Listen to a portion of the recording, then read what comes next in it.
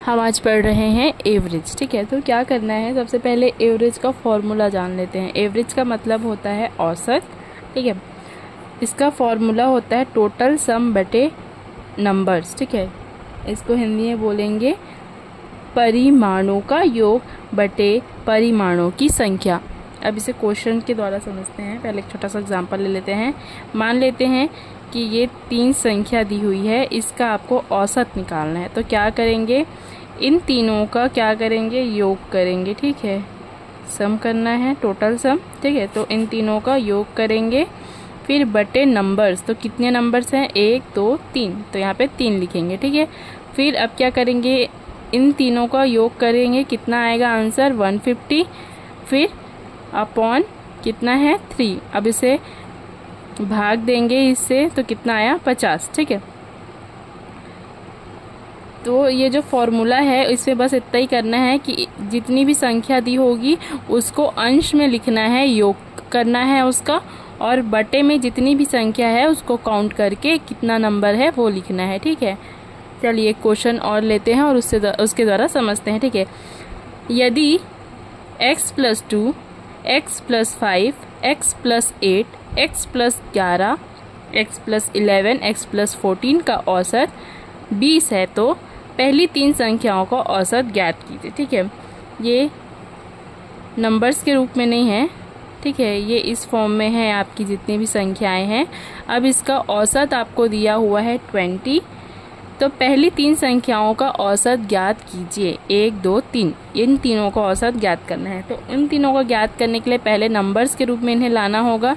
ठीक है, तो हम पहले क्या करेंगे, इन सबका योग करेंगे। ठीक, इस तरह से हमने सबको लिख दिया, बटे कितनी संख्या है वो काउंट करेंगे, 1 2 3 4 5। ठीक, अब क्या करेंगे कि इसका योग करेंगे, तो कितना होगा, x से जुड़ेगा, तो 1 2 3 4 5, तो 5x।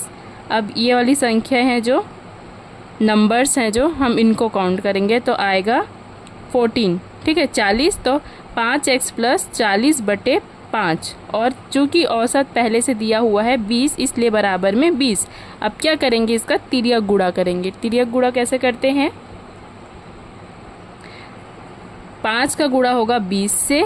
ठीक है, और ये 5x बटे 40 इधर बच जाएगा। इसका गुणा ये इधर चला जाएगा। ठीक है, 20 के पास 5 चला जाएगा, तो ये भाग में है, इधर जाके हो जाएगा गुणा में, तो 20 गुणित 5 100 हो गया। 5x + 40, तो 100 बराबर क्या करेंगे, अब जो ये 40 है इसको 100 के पास भेज देंगे। इधर प्लस में है, इधर जाके माइनस हो जाएगा, तो 100 में से 40 गया तो बचेगा 60।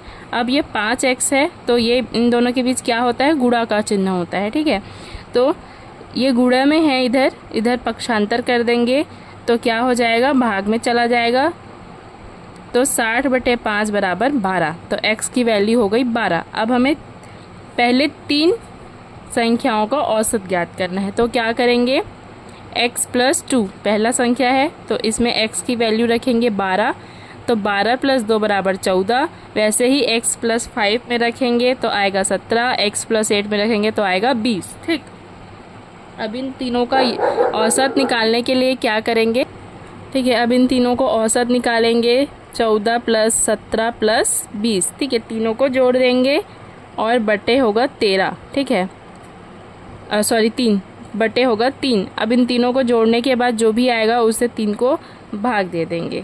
कितना आएगा बताइए, तो उत्तर आएगा 51 बटे 3। ठीक है, 51 बटे 3, तो कितना आ जाएगा उत्तर 17। ठीक, 17 3 51। ठीक, अब इसका निकालने का, औसत निकालने का एक शॉर्ट ट्रिक देख लेते हैं कि जब भी ऐसे 2 संख्याओं के बीच में, बीच वाली जो मतलब जितनी भी संख्याएं हैं, ठीक है, उसके बीच में वाली जो संख्या होगी, या फिर ऐसे बोल सकते हैं कि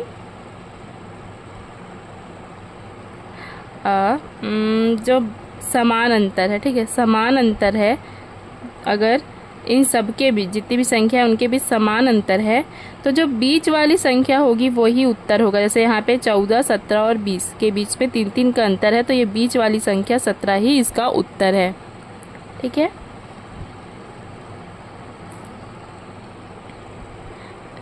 इस पूरे क्वेश्चन को सॉल्व करने का एक शॉर्ट ट्रिक है, वो आपको मैं बता देती हूँ कि जैसे यहाँ पे जो भी क्वेश्चन दिया है, ठीक है, आप उसको देखना।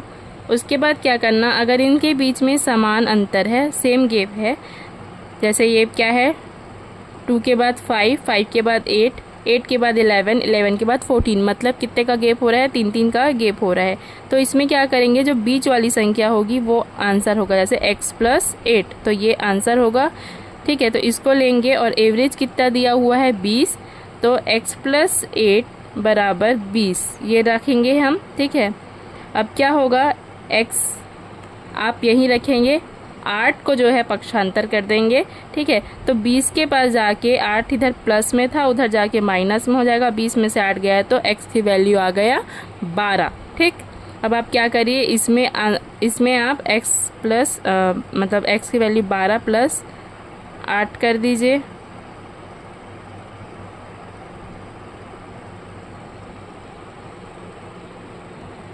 और x + 5 है उसमें भी x की वैल्यू रख दीजिए, x + 2 है इसमें भी x की वैल्यू रख दीजिए, क्योंकि इन पहली तीन संख्याओं का औसत ज्ञात करना है। उसके बाद सेम यही प्रोसेस आपका करना होगा और ये आंसर आ जाएगा। आपको ये पूरा सॉल्व नहीं करना होगा, बस आपको ये लेना है, बराबर में 20 करना है, x + 8 करके, x + 8 = 20 और फिर x = 20 - 8 = 12, बस इतना ही करना है। और आपको इसमें पेन की भी ज़रूरत नहीं पड़ेगी, बस ये आप ऐसे ही इसको निकाल सकते हैं। उसके बाद इसमें आप क्या करेंगे, x की वैल्यू रख देंगे, फिर ये आंसर आपका आ जाएगा।